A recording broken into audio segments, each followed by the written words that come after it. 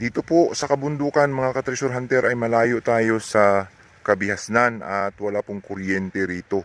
Paano nga ba tayo makakalibre ng kuryente na gumagamit tayo ng mga gadgets katulad ng laptop, cellphone, TV, electric fan at kung ano-ano pang gamit na pwede nating gamitin na makakalibre tayo ng kuryente.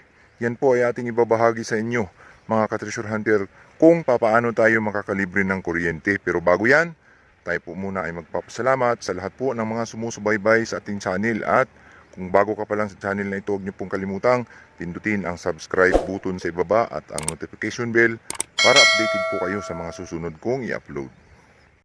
Magandang araw po sa kanilang lahat, Luzon, Visayas, Mindanao. Welcome back sa aking channel. And for today's video nga po mga ka-treasure hunter ay ibabahagi ko sa inyo ang tungkol po sa libreng kuryente, kung paano po tayo makakalibre ng kuryente, lalong-lalo na nakatira po tayo sa mga liblib na lugar katulad po sa mga kabundukan. So bago natin yan ibabahagi sa inyo, isi-share sa inyo ang ating kaunting nalalaman tungkol po sa libreng kuryente, ay mag-shoutout po muna ako kay Nunoy TH diyan po sa Zamboanga, at sa mga ka-treasure hunter natin sa Mindanao, sa Surigao at sa Cebu, lalong-lalo na dyan sa mga nasalanta po ng bagyong Odette. Tayo po ay nakikiramay sa lahat po ng mga nasalanta ng napakalakas na bagyo. So ang atin pong topic ngayon na ibabahagi sa inyo mga ka-treasure hunter ay tungkol po sa libreng kuryente. So ibabahagi ko po sa inyo ang aking ginagamit, na kung saan gumagamit ako ng laptop, mga cellphones, electric fan, TV at kung ano-ano pang gadgets. Pwede din pong gamitin ang mga power tools, lalong-lalo na yung mga drills. So yan po ay ating isi-share sa inyo ang ating kaunting nalalaman kung papaano tayo makakalibre ng kuryente gamit ang solar system. So dito mga ka-treasure hunter ay medyo liblib na lugar. Kung makikita niyo, mapapansin niyo ay medyo talahib pa. Nasa bundok nga po tayo. So kung nasa bundok po kayo ay mahalaga po itong ating isi-share sa inyo na topic.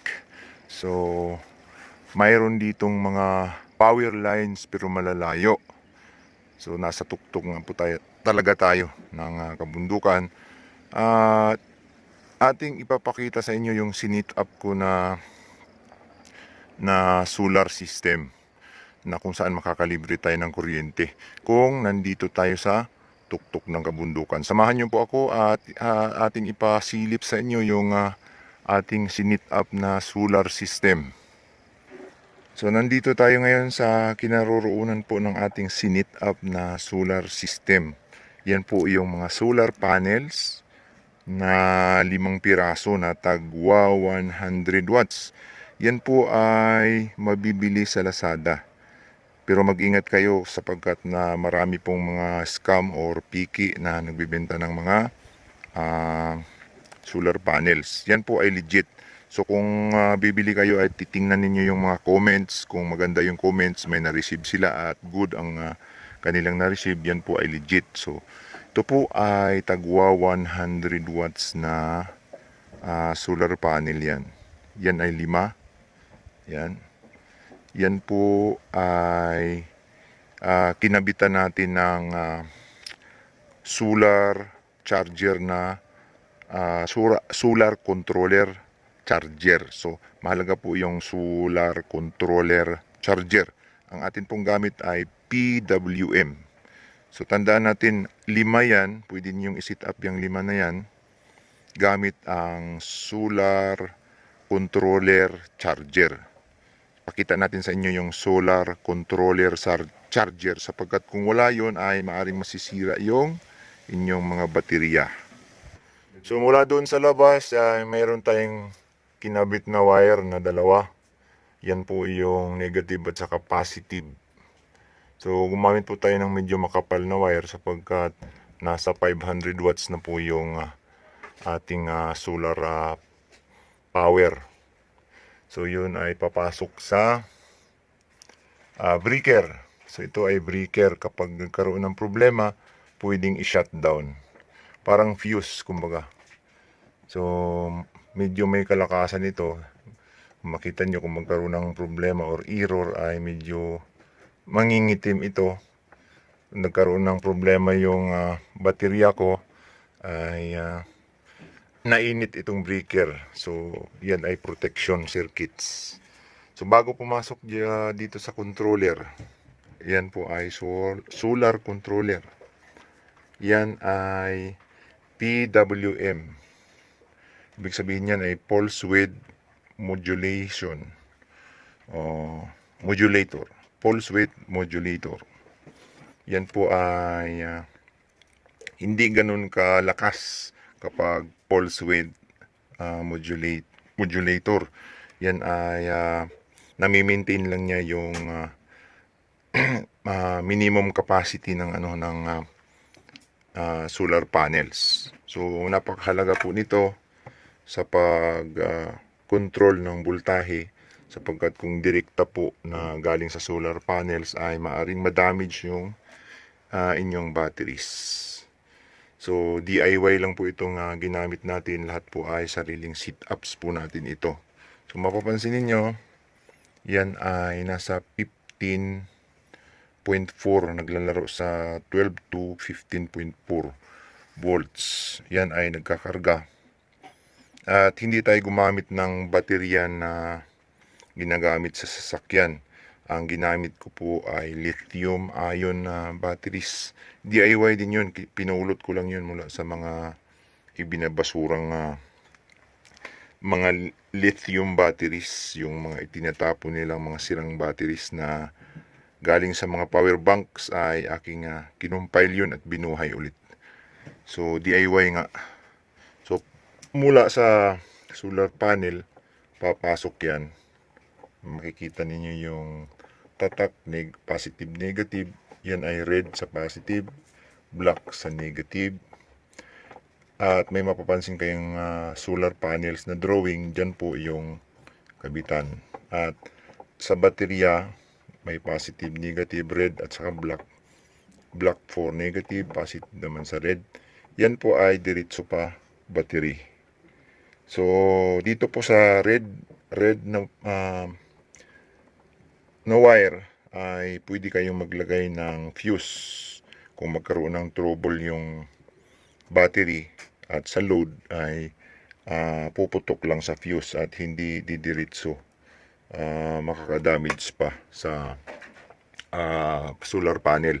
At hindi rin naman siguro madadamage sapagkat may protection circuits din tong controller, at magsa-shutdown ito kapag may problema naman dun sa batteries. So dumako tayo dun sa ating kinabit na battery na DIY na ion o lithium batteries. Yun ang ating kinabit na DIY. So pakita natin yung mga ginawa nating lithium batteries na binasura na binuo natin ulit. So ito yung aking box ng DIY batteries. Sapagkat malamig dito, kailangang ibabalot ko siya ng box na ganito na plastic. Binili natin ito sa department store ng 500 pesos. Medyo may kamahalan nga, pero medyo maganda kasi hindi siya napapasok ng lamig. So buksan natin, tingnan natin yung ating kinabit. So ayan yung power lines natin, batteries, power source or power banks. So ito ginawa natin, yan ay mga galing sa laptops, galing sa power banks na mga battery, lithium batteries o ion batteries. Yan ay ating ginawa lang, hindi natin binili. So nasa 80 amperes pa lang itong nagawa ko. Yan ay naka-parallel, series parallel, para makabuo tayo ng 14.4 volts. So sa 14.4 volts ang charging capacity niya mula sa solar panel ay nasa fast charger niyan ay 18 volts. Yan ay pinakamataas na. So yung minimum niya ay nasa 16.8, the best yun sa mga 14.4 na lithium batteries. Sapagkat kung mababa, hindi rin naman magkakarga itong mga ito. So i-adjust, i-calibrate natin yung ating mga solar controller para maeksakto yung yung overcharge at saka yung tinatawag na low voltage capacity niya, kasi kapag tumaas ang voltahe ay pwedeng masira yung ating mga baterya. Ito lang po ay mga DIY na ating ginawa lang po ito. So pakita natin sa inyo yung ating inverter. So galing mula dito sa 14.4 or 12 volts na supply ay mayroon tayong tinatawag na inverter na itatransfer niya yung 12 volts o 14.4 to 220 volts. So mula dun sa battery, medyo magulo yung ating wirings. Yung black, itong black, ito ay negative yan. At yung yellow, gumamit tayo ng yellow, ay yan ay positive. So nakakunik yan sa red, mga red ang positive. At papasok yan sa inverter. So ang ating inverter ay nasa 1,500 watts from DC 12 volts up to 220 volts. So mayroon na tayong supply ng libreng kuryente na AC lines. So kahit laptops, cellphones, TV, electric fan o drills, pwede nang gamitin. Yan ay magandang gamitin sa libreng kuryente itong inverter. So ang inverter natin ay direktang nakakabit yan sa battery, pero kailangan ninyo ng step down kasi 14.4 ang ating ginamit. So kahit 12 volts yung supply na galing dun sa ating power lines, tumataas bumababa yun, na nag-a-adjust yun dun sa solar panels mula sa controller, ay minsan umaabot yun ng 16 volts, 17. Kaya nilagyan natin ng regulator. So yung regulator ay para steady yung 12 volts. So masisira yung inverter kasi natin kapag tumaas yung kuryente, kaya kailangan natin ng regulator na ma-maintain yung 12 volts para eksakto, constant yung malabas dito sa 220 volts. So yan po ay ang inverter natin na ikinabit at libre ng ating kuryente. Mayroon na tayong sinacharge na cellphones. Yan, mabilis yan, 3 amperes kasi itong aking gamit. Galing ng China, malupit ang China ngayon. 3.2 amperes, napakabilis magkarga niyan. Saglit lang mapuno yung cellphones, kahit laptops pa. So yan po ang ating connections sa libreng kuryente. So gumamit tayo ng mga ilaw. Yan, nakailaw pa. Mayroon tayong 8 ilaw. So lahat yan sabay-sabay. Magdamag yan, walang kurap. Ito yung pangalawa.